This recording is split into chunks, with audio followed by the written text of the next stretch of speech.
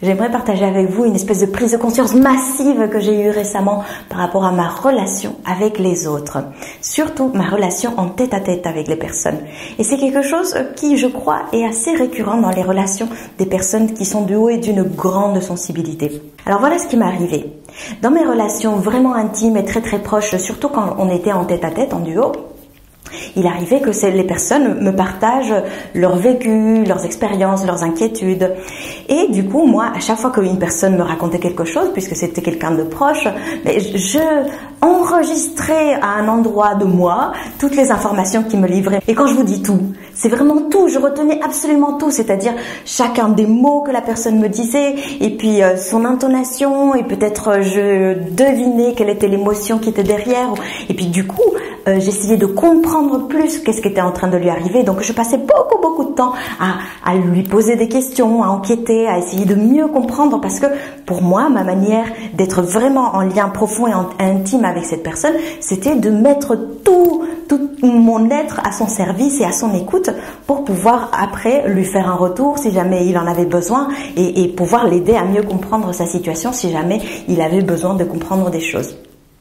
Sauf que ce qui m'arrivait assez fréquemment, c'est que les personnes, à un moment donné, voyaient que moi, je posais vraiment beaucoup trop de questions ou que j'étais très intense dans ma manière d'échanger avec eux. Et à un moment donné, eux, ils partageaient leurs trucs, ils racontaient de manière assez anodine, on va dire, un événement supplémentaire par rapport à l'histoire d'une personne, par exemple.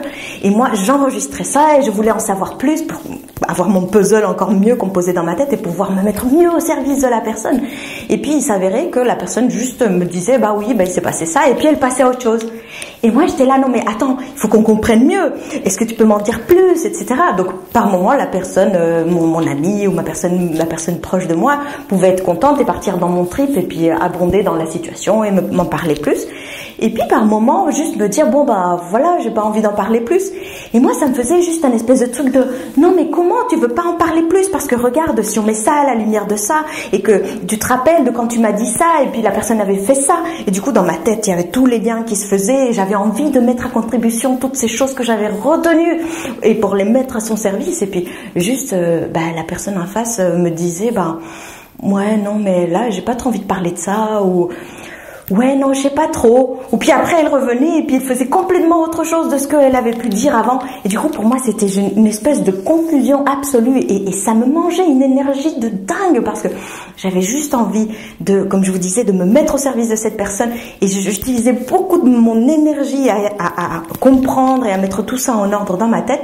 Alors que, figurez-vous que ce que j'ai compris récemment, et qui est une découverte majeure que vous aurez certainement déduit par votre sagacité sans faille, c'est que la personne en face avait parfois juste besoin de décharger, de raconter ce qui lui arrivait, sans avoir forcément besoin de tout comprendre, de tout mettre en perspective, de prendre le recul, et tout ce que moi je lui suggérais qui me paraissait si essentiel et nécessaire.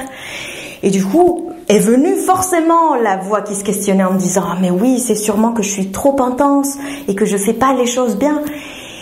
Et là vint un moment d'acceptation que j'étais dans ce questionnement intérieur.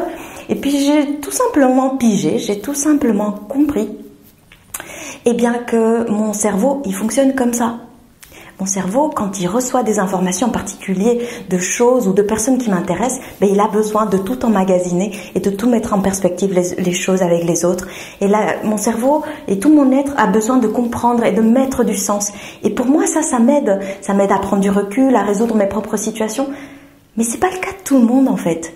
Et que parfois les gens en face de moi peuvent juste avoir envie de partager une information sans que moi j'en fasse toutes des caisses, etc. Et ça m'a permis de me dire dans quelle mesure je peux, dans mes échanges, échanger avec la personne, mon interlocuteur proche, et poser la question de savoir, est-ce que tu as envie juste que j'écoute et qu'on laisse passer l'information, ou est-ce que tu veux qu'on mette tout ça dans mon stock, parce que je vais certainement le faire, le mettre dans mon stock, mais peut-être que t'as pas envie que je relivre toute l'information derrière. Et en arrivant à poser des mots sur quelle est l'attente et le besoin de la personne en face, je peux moi gérer quelle est l'intensité, le degré de combien je me donne dans cet échange, parce que peut-être qu'il y a juste besoin d'écouter et puis laisser que l'information rentre et puis pas forcément qu'elle ressorte, parce que le but c'est pas d'ignorer la personne, mais voilà, ne pas le mettre dans cet ordre d'intensité, de force dont moi je peux avoir tendance à mettre les choses, parce que je vis les choses avec beaucoup d'intensité.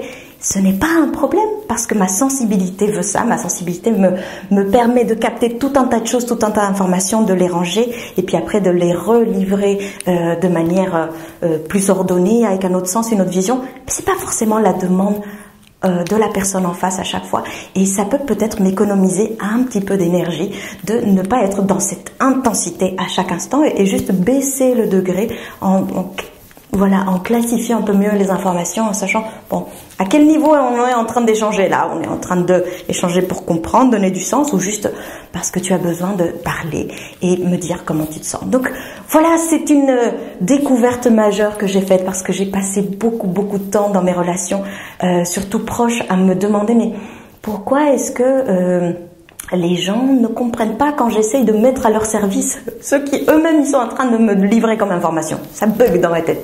Donc maintenant, voilà, je comprends mieux. Peut-être que vous aussi, si ça vous est arrivé de sentir que vous étiez trop intense et qu'on vous faisait un retour de cette intensité alors que vous essayez juste de faire de votre mieux, mais peut-être que ça vous aidera, mon récit, à faire un peu la part des choses et à prendre un petit peu de recul et à savoir, d'une part, que oui, vous fonctionnez comme ça, votre cerveau est câblé de cette manière-là, qui est super performante et super... c'est de très bonne qualité, performance. Et par moment, voilà, il y a juste besoin de prendre ça en considération, d'accepter que c'est comme ça. Et puis parfois, peut-être doser l'intensité, doser, pas oser.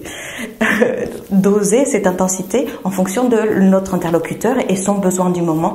Donc, important de pouvoir communiquer et repréciser c'est quoi le besoin de la personne en face et c'est quoi mon besoin à moi aussi. Voilà, si vous avez vécu des choses comme ça, je vous invite à laisser des commentaires ci-dessous, à vous abonner à cette chaîne YouTube qui parle des personnes qui sont douées d'une grande sensibilité. Je vous dis à très bientôt pour d'autres vidéos. Et si vous avez des questions ou des idées à traiter, n'hésitez pas à les écrire ci-dessous. Je sais, je chante magnifiquement bien. À bientôt!